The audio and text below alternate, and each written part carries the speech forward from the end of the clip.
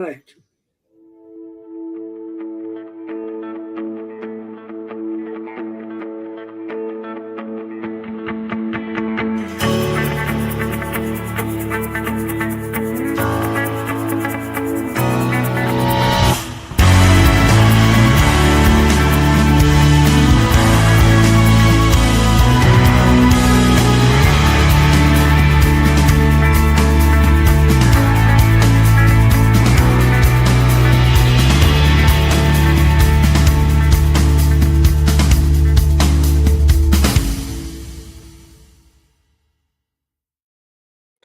Hey, y'all, welcome to Book World, The Great Escape. I'm author CJ Peterson. My co-host over here is author Michael Scott Clifton. Down below, we have today with us author James R. Callan, mystery author. Welcome, James.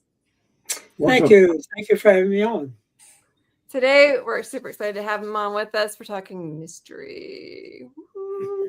And this is season 5, episode 5. This is our 5th season. We've talked about a couple different subjects. We had a couple different authors. And today we have author James Callan. He has a couple different books. Today we're going to be talking about several of his books. But first of all, James, what makes your mystery books different than other mystery books? Let's start there. Well, first, let me say that I classify mine as cozy. Nobody can really have objections to them. So I keep it that way. Secondly, I try to have it be something that is worked through the clues very carefully to get to the answer. I don't have any gods descending down and giving us the answers. The poor people I have for their protagonists, in one case, it's often a priest. Other case, it's a young woman who works in AI, by the way, and they have to figure out. They're not professionals, but they have to figure out the clues. They have to figure out what's happening, and if they don't figure it out, we don't have a book. I'm not going to come in the last chapter and have everything just miraculously happen for them. They've got to figure it out. Which means I have to figure it out.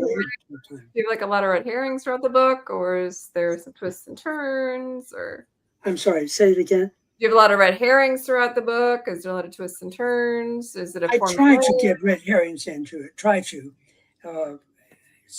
As many as I can, but sometimes it's more difficult to work them in.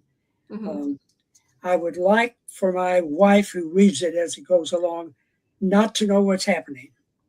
If she knows what's happening, I say, "Oh, okay, backtrack. I've got to go back and fix that up." I would not like her to understand who did what to whom.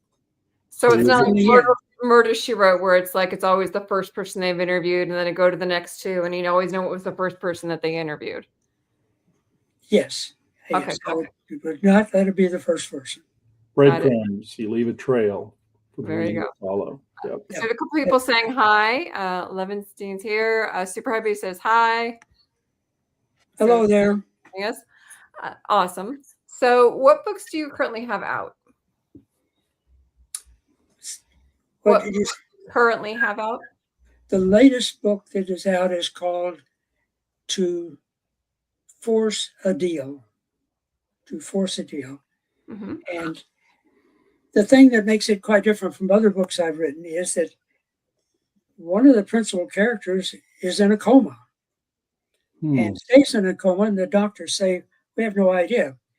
They were burning his church, and he got hit on the head lightly, not enough to keep him out for an hour.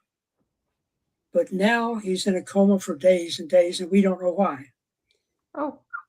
And so they decide that maybe one of the things they should do is call down his best friend and let his best friend talk to him and see if he can't somehow bring him out of this coma.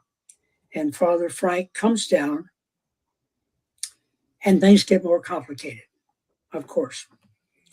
And eventually they do figure out why he is in this more or less psychological coma. It's not anything physically with keeping him in a coma, psychological. They finally come to that And that's a mystery in itself. And they finally get that resolved. But of course, then things get more complicated because now we have to say who tried to burn that church? What happened? And so we then move into that phase to try and figure out how that happened. And that became to force a deal because someone was trying to force a deal. And that's part of your Father Frank series. It is. That would be number 5. Number 5. Yes. Okay. Now, before we started the show, you mentioned, I don't know if it's going to hurt talking about it or not, talking about listening to your characters, and it had something to do with this particular book. Do you want to talk about that, or is that going to hurt the plot line talking about that? No, it wouldn't hurt the plot line, but it's actually the book just before that one, which was When a Sure Thing Fails. When a Sure Thing Fails. And that turns out to be the one where the 78-year-old woman goes down on vacation and gets kidnapped on the first night there. But the kidnappers didn't know what they were getting because she might have been 78 years old, but her mind is very sharp. Her wit is very sharp. And she manages, they take her out deep in the forest to a cabin, but she manages to escape and is not really willing to turn loose of it. Well, without giving too much away, the police say, well, let's see.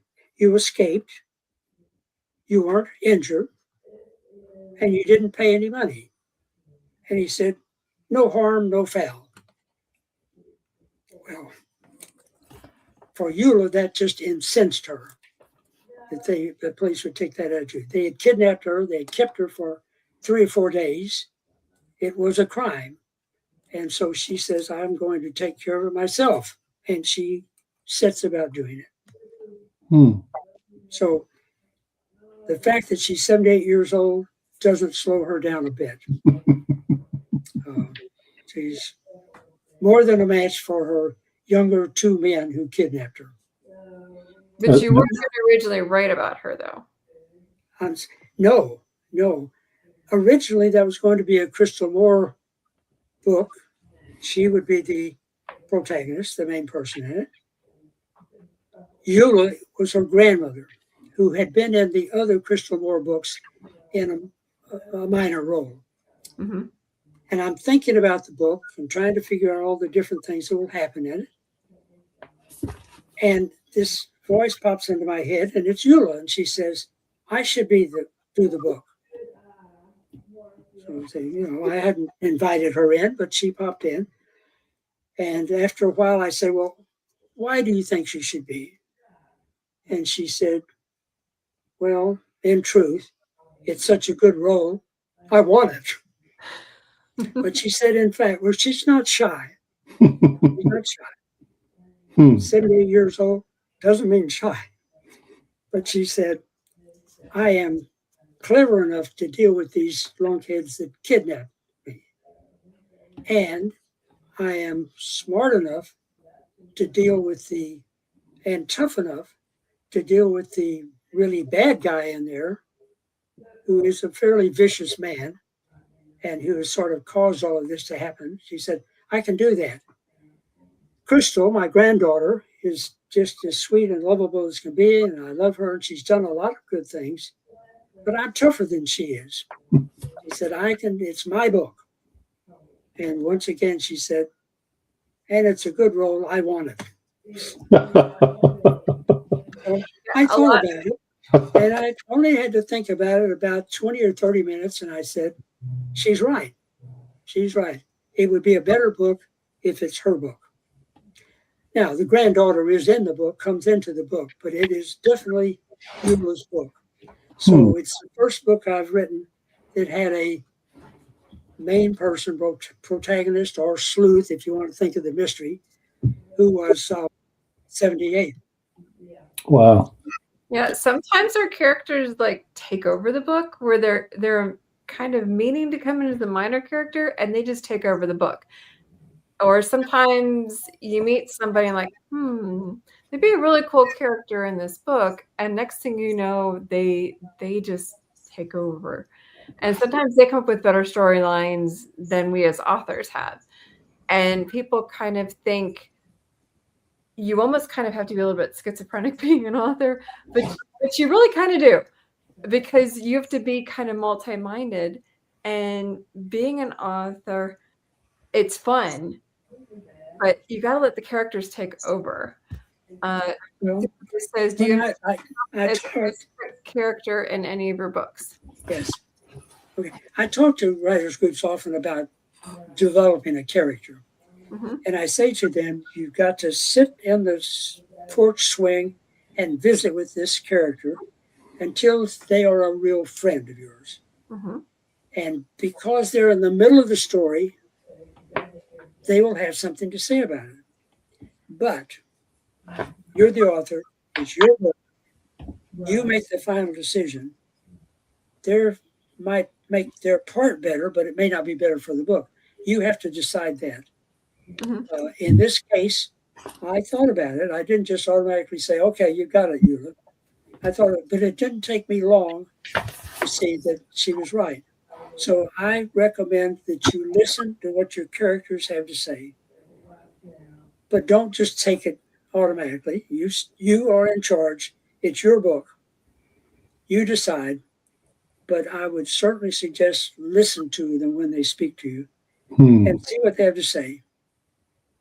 As a proud pantser, that is I believe, a characteristic of pantsers, the ability to change the direction that you're going in without having such rigid, character formation that you can't change or add things to your character to make he or she more interesting.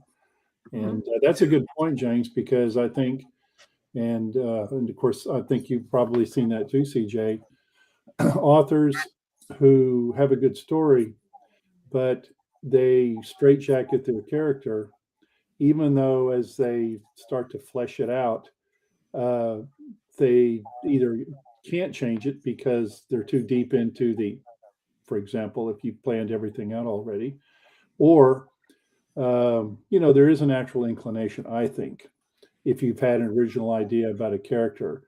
I think there is some resistance, just natural resistance, to try to change a character to make it into, maybe a better fit for what you're writing. And I think we probably all had that happen to us and seen it with others, as well. Being the poster child of a pantser, I've never had a problem changing my character, so I wouldn't know. Clever wants to know, do you envision yourself as a specific character in any of your books? I'm sorry, say it again. Trevor wants to know, do you envision yourself as a specific character in any of your books?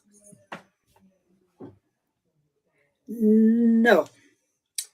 That's not to say some of my characteristics may not flow into one. For instance, Father Frank, a real advocate of Dr. Pepper's, and he always drinks Dr. Pepper's, and that came from me. That was my approach to it. So some of my things I think probably fit in there. Some of my aspects of some friends fit into there. I would say to some extent, Eula Moore probably came to me from an aunt I had, who is no longer with us, which is always best if you're modeling after somebody that they're not still alive and can object. Oh, I have people who are alive that are in my books. They love it.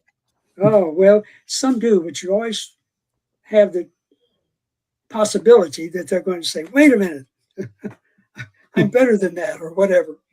But so some people, myself, but other people will fit in certain aspects. I don't think I've ever really designed one or developed one that's really fit to a person, but certainly certain aspects of them do. And I'm going to say, I want to address a little something that Michael just said. I'm a combination of a pantser and a person who plots. Planner.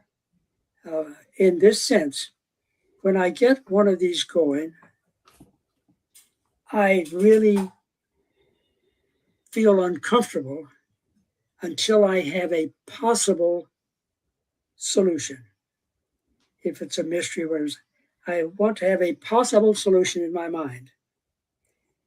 And then I'm ready to go forward. Probably my engineering background. But most of the time, that's not the end of the book. That's not the way it goes.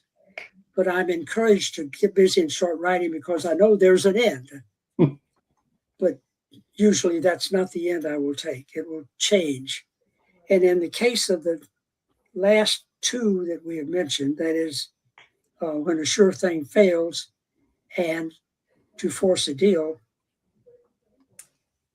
the last month I was through with the book, except I couldn't write the ending. The one I had thought I had in the beginning said, no, that doesn't work. And I had to really work to say what will work, what will satisfy me and the reader with an ending. And I just took the time to do it and came up with one that satisfied me. And it appears that they worked fairly well for the readers too. Good. But I need that little safety bit when I start a book to say there is a finish. James, of course, we've known each other for a number of years through NetWo, Northeast Texas Writers Organization. I guess that's where our paths first crossed many years ago. And you had mentioned that you speak to writers groups. And of course, I've heard you speak on several different occasions. And I think that, of course, you and Caleb Pirtle are, our old friend. I consider y'all to be some of the most knowledgeable people I've met in my writer's career in terms of the things that you know, and also in your ability to be able to impart that information in a kind way without, necessarily stepping on toes. So I really admire that aspect of you. And I was wondering, people who might be aspiring authors, or maybe they haven't been writing for a long time, and of course they struggle with the same things we've probably all been through. What is it that you have seen in your career and what you have observed, not just in your own writing, but what you have seen in others through your speaking engagements, etc., that writers often struggle with? What would you tell them? How to make things easier for themselves, but the mistakes they make or the things they struggle with. What is it? Of course, we only have a 30-minute podcast, but if you could just boil it down to a couple of bullet points, what would you tell an author or an aspiring author what they should do or how they should approach their writing? So one of the things that, and this is not going to be very insightful to anybody, but important. I'm reminded of the man that, they were in a race, and the guy racing beside happened to see that he was beside this really good writer. And so as they're jogging along, he was bugging, what's the reason? What's the secret? What do you do? And the guy finally, they got to the finish line so that he could stop and take a breath. And he said, because he'd been saying something as they were going along, but the other man couldn't understand it. He would say, bun and seat, bun and seat. And he said, well, I don't know. So when they got to the end and he had time, he said, now what were you saying? And he said, put your bun in the seat and type. Simply is sitting down and doing it. I'm going to say it anyway. I have a sister, had a sister, she's now died, who can talk forever, can tell great stories, has a great memory, remembers everything, or at least she says she does, and nobody objects to it. And she was for 15 years, the last 15 years of her life, going to write a book. But she never wrote more than to write a book. Yeah. never more than the, first chapter. Maybe she would get busy and write a page or 2 or 5 or 10. That's it. So perseverance, you have to stick with it. And you say, well, wait a minute, that's not very insightful to doing it. If you want to complete and do something, it really is. And it's very, very easy to get discouraged. I've written all of this and I don't know how it's going and blah, blah, blah, and quit. So perseverance is the first thing. And secondly, read a lot of good authors, not to copy what they do, but to see what resonates with you. What was it that I really liked? What didn't I like? Oh, gee, I remember I skipped over several pages there. What was that? Because I don't want to write those. I want to write the pages that people want to go back and read a second time. So persistence, take whatever time it takes. You have to do it. And it's not easy to do. It's easy to quit. My wife wouldn't agree to this, but the truth of the matter is, it's easier for me to hop up and go help her do something than to still try to write out a few more pages.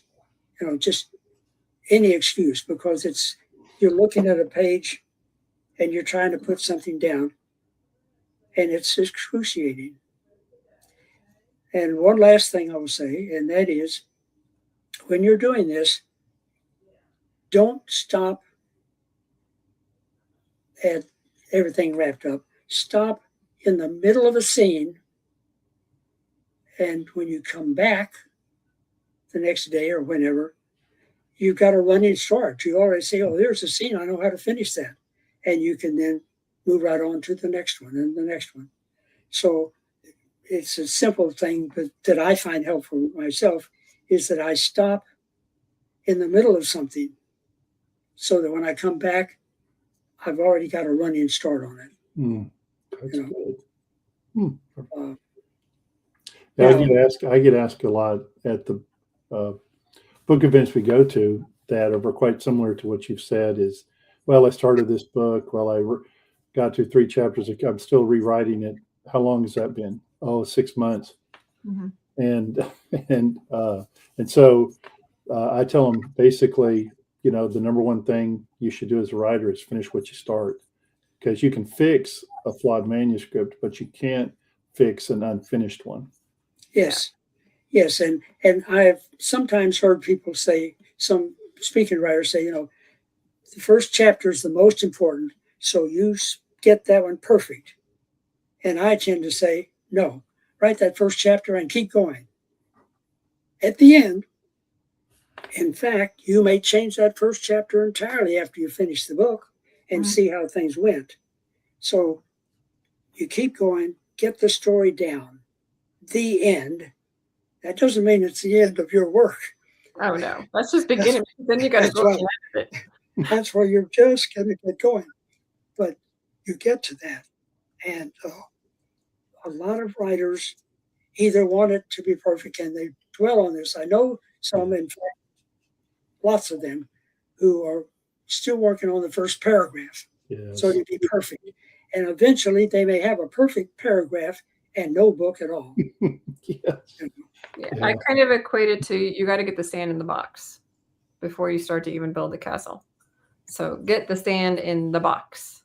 Yeah. You got to get the words on the paper. So get the sand in the box, get the story out of you before you forget it. Yes. Yes. I like that. The sand in the box. Get the sand in the box, and then you put the, it's like building a sandcastle.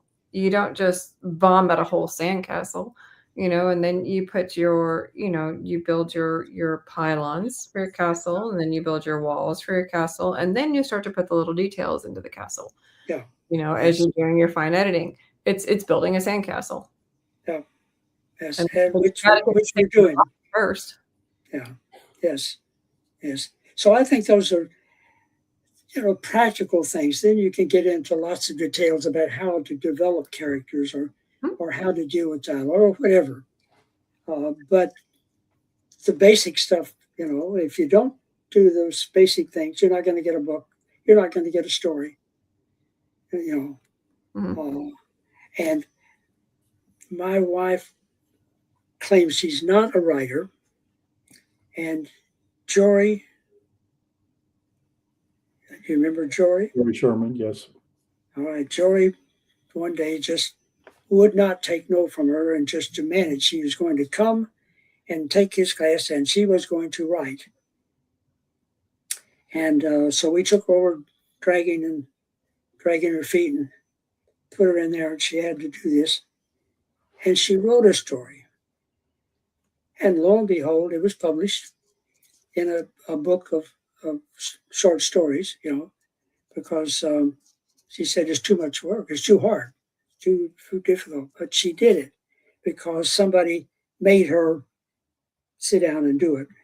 Jory was I don't know whether you knew Jory or not, CJ, but he was, Jory Sherman was a remarkable man. Yeah. And I went to see him. He was in terrible health for many, many years. Serious diabetic, terrible health. I went to see him in the hospital, which ultimately turned out to be 3 days before he died. Aww. And so, what's going on? And he's in the hospital bed. He said, you know, I'm plotting out the next book. Plotting out the next book. I have no doubt he was. Probably. You know. We have a couple minutes left. Do you have any advice for somebody who wants to write mysteries? Well, first of all, where do you get ideas for mysteries?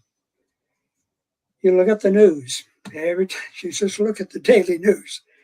And somebody, I don't know if it was CJ or somebody, says, you walk by 100 stories a day. Oh, yeah. A writer sees 10 of them, you know, sees there are actually stories there. So to find an idea, you simply have to look around you and see what's happening. Look at the news. Newspapers are great things. I'm sorry we don't have many newspapers anymore, but you can get it online. That's a little dangerous because online can usurp all of your time and nothing will happen except, there are just so many interesting things you won't get going. But ideas are all around you. Find one that you have a feeling for. May have been a great novel for Michael or for CJ. May have been a great novel for me, but you have to decide it's a great idea for you that you would be interested in, that you would, because you have to maintain your interest over some period of time. Mm-hmm. So find that, sit down and think about it. You don't have to start writing the first day. Think about it. What will make this good? What would I be interested in if I were working on this particular one? And after a while, this began to fill out in your brain, and you will have a lot of it developed right there for you before you sat down and put down a word. But now you've done that, sit down. What did I do? Sit down and do it. Write. Keep the bun in the chair and write. And if you do that, we all have stories in us. We all have stories in us. You know, it's a matter of just taking it and doing it. Right. Awesome. So, well, thank you, sir. You've been a font of wisdom. To learn more about James Callan and his books, you can look at jamesrcallan.com. That's JAMES, the letter R, and CALLAN.com. Check out his books. Check out his bio. You can check out everything about him at jamesrcallan.com. He is online at multiple platforms. I have found him. He is actually very easy to find. One of the few authors who's actually really good at that. So you have to find him online. And the R is important because there are a lot of James Callans who write. So James R. Callan. Consistent in his profile picture. So again, one of the few authors who is actually consistent in doing that. So congratulations, Sarah, on doing that as well. So he's very easy to find online. Next week we will have author Dana Wayne, and we're going to be talking romance genres. Make sure to check it out as we head toward Valentine's Day. So make sure to check us out next week, 4 o'clock, same time, same station. We'll check you guys next week. Bye. Bye.